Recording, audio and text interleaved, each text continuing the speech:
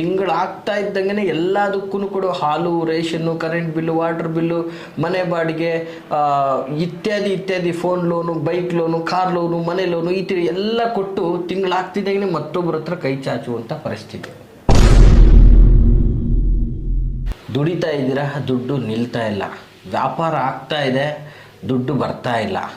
ಜೀವನನೇ ದುಡಿಮೆ ಆಗ್ಬಿಟ್ರೆ ಸುಖ ಭೋಗ ಭಾಗ್ಯಗಳನ್ನು ನೋಡೋದು ಯಾವಾಗ? ಅಥವಾ ಒಂದೇನೋ ಚಿನ್ನ ಬೆಳ್ಳಿ ಖರೀದಿ ಮಾಡಬೇಕು ಅಂದರೆ ಇವತ್ತಿನ ರೇಟಲ್ಲಂತೂ ಅದು ಕಷ್ಟನೇ ಬಿಡಿ, ಅದು ಕನಸಾಗ್ಬಿಟ್ಟಿದೆ ಜನಗಳಿಗೆ ಇವತ್ತೊಂದು ದಿನ.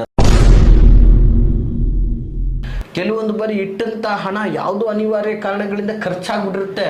ಇನ್ನೂ ನಮ್ಮ ಮೈಂಡಲ್ಲಿ ನಾವು ಇಟ್ಟಿದ್ದೀವಿ ಅನ್ನುವಂತಹ ಆಲೋಚನೆಯಲ್ಲೇ, ಅಂದರೆ ಆ ಒಂದು ಹ್ಯಾಲುಸಿನೇಷನಲ್ಲೇ ಬದುಕ್ತಾ ಇರ್ತೀವಿ.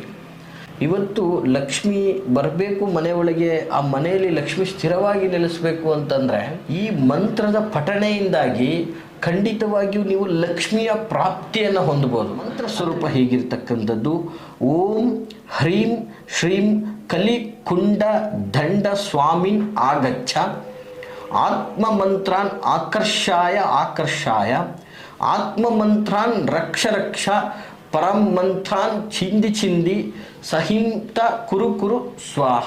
ಸಂಕಷ್ಟಗಳಲ್ಲಿ ನೀವು ಬಳಲ್ತಾ ಇದ್ದರೆ ವಿಡಿಯೋದಲ್ಲಿ ಕಾಣುವಂತಹ ಸಂಖ್ಯೆಗೆ ಕರೆ ಮಾಡಿ